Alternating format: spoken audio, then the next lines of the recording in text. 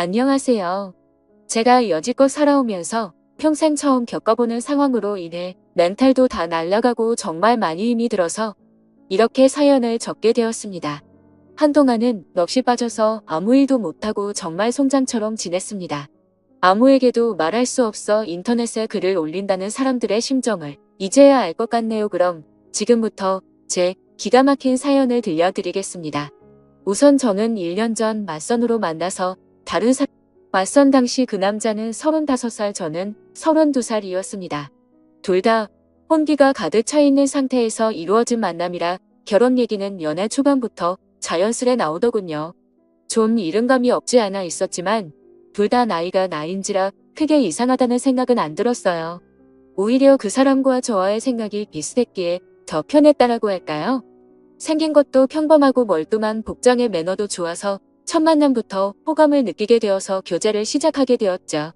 하지만 젊을 때처럼 불꽃이 피는 연애를 하지는 않게 되더라고요. 그 남자와 저 둘 다 말수도 없고 성격도 조용한 탓에 재미있는 연애는 아니었지만 그 나름대로의 편안하고 잔잔한 연애를 했습니다. 상대방의 사생활을 존중하며 서로에게 되도록이면 간섭하지 않으려 했습니다. 어떻게 보면 이렇게 말이 많지 않은 게 서로에게 더 좋을 수도 있다고 생각도 많이 했었고, 좋은 취지로 사생활을 존중했던 부분들의 결과가 이런 식으로 나타나리란 걸 그때는 미처 몰랐네요. 그 사람에 대해 더 알아야 했고 눈치채야 했던 것을 못 보고 지나간 제 자신이 정말 한심스러웠습니다. 아무튼 큰 다툼 없이 남들처럼 평범하게 연애를 이어왔었고 어느 날처럼 데이트를 하고 있던 하루였어요. 1년 정도의 연애를 하며 결혼에 대한 구체적인 얘기가 나올 때쯤 그 사람이 결혼 준비 시작하기 전 미리 말하고 싶은 게 있다고 했습니다. 저를 만나기 전에 결혼을 하려고 했던 여자가 한 명 있었는데 그분과는 결혼까지 이어지지 못했다고 하더군요. 왜 헤어졌는지 이유가 무척이나 궁금했고 또 이 사람이 굳이 이야기하지 않고 넘어가도 될 텐데 왜 이런 이야기를 나한테 꺼내나. 그저 양심 고백을 하는 것인가 하는 생각이 들더군요.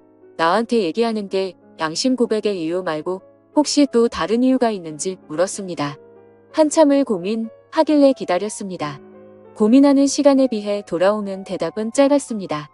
그분이 자기에 있는 그대로의 모습을 못 받아줬다고, 이해하려고 노력하는 모습도 없이 그냥 헤어졌다고 말을 해주더라고요. 그래서 저한테는 모든 사람이 다 똑같을 순 없지 않느냐며 또 맞지 않는 부분에 대해서는 서로 잘 맞춰주고 이해해주며 살자고 말하고 싶었답니다. 당연한 얘기를 이렇게 고심 끝에 한다는 게 이상했지만 알겠다고 서로 노력하자고 하며 넘어갔죠. 그렇게 시간이 흘러 무사히 결혼식과 피로연을 마치고 피곤한 몸으로 신혼집으로 왔습니다. 결혼식 끝내고 정신없이 신혼여행을 가는 것보다 차라리 신혼집에서 하루 보내고 다음날 저녁 비행기로 가는 게 더 좋을 듯해서 결혼 다음날로 여행 일정을 잡았습니다. 대충 정리를 하고 그 남자가 먼저 씻는다고 하면서 씻으러 들어가더군요. 근데 씻으러 들어간 지 오래된 것 같은데 나오질 않아서 문 너머로 물어봤죠. 아직 멀었냐고 물어보니 다 됐다고 하더군요. 그리고 또 10분이 흘렀습니다. 뭘 하길래 이렇게 오래 걸리냐고 나도 씻고 싶다고 하니 금방 나간다고 하더군요. 그리고 또 20분이 흘렀습니다. 기다리면서 슬슬 화가 나더군요.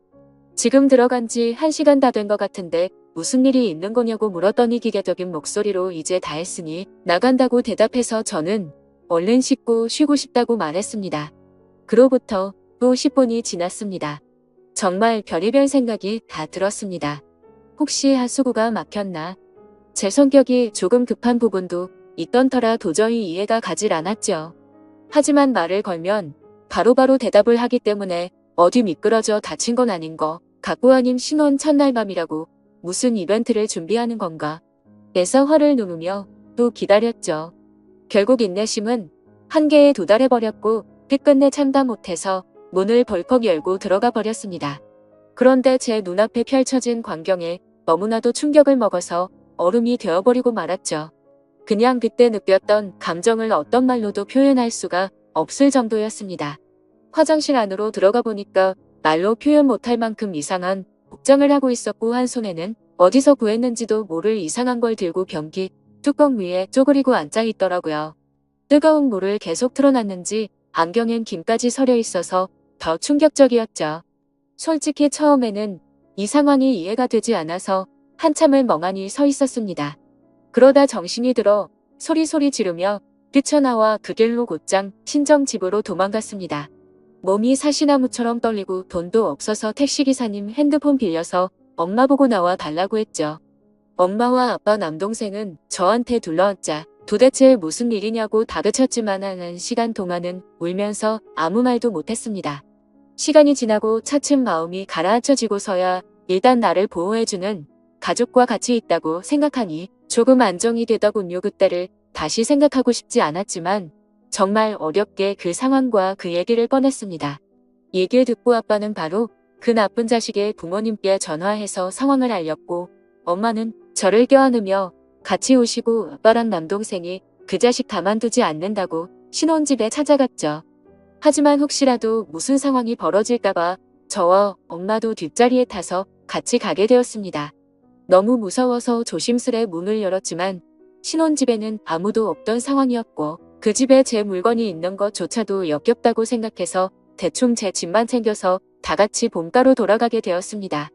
막상 집으로 돌아가니 내가 도대체 1년 동안 이런 남자친구를 만난 게 너무 창피하면서도 분하고 부모님을 보기엔 너무 염치가 없다는 생각이 들기 시작하더라고요. 결혼을 하기 전에 연애하면서 서로를 다 안다고 생각을 했었는데 그전에는 그 남자의 본성을 숨기고 있었나 봅니다. 아무것도 눈치채지 못한 제 자신이 정말 너무나도 한심합니다. 그 일이 있고 며칠이 지났는데도 아직 연락도 되지 않고 있고 아무런 조치를 취하지 못했네요. 혼인신고는 안 했지만 결혼식까지 올렸는데 말이죠. 정말 인생이 너무 허무하네요. 아무래도 제 인생에 있어서 결혼은 이뤄질 수 없는 꿈만 같은 일인가 봐요. 예전 남자친구도 제가 생각하지도 못한 짓거리로 상처를 주더니 정말 한숨만 나오고 이제는 가족들뿐만 아니라 친구들한테도 도저히 창피해서 당분간 혼자 지내야겠어요. 그리고 축의금이나 이런 것도 어떻게 해야 할지 도저히 감이 서지를 않습니다. 부모님께서는 그냥 놔두라고 말씀하시는데 하루도 채 안 되어서 이혼했다고 하면 사람들이 저를 어떻게 생각할까 싶어서 걱정입니다. 그냥 친척분들은 평생 한 번 오신 거라고 생각하고 주변 지인들과 친구 그리고 회사 직장 동료들한테는 축의금을 돌려주는 게 어떨까 생각하고 있습니다. 솔직히 저도 억울하다면 억울하고 제가 피해자니까 이해를 해주지 않을까 하는 생각인데 여러분들 생각은 어떠신가요? 휴. 정말 하루하루가 너무 답답하고 한숨만 늘어가고 이 상황을 빨리 잊고 지냈으면 하는 바람이 가장 클 따름입니다. 오늘까진 충격 속에서 송장처럼 보냈지만 내일은 변호사 만나서 법적으로 어떤 조치를 취할 수 있는지 알아보려 합니다. 제 사연을 읽어주셔서 감사드립니다.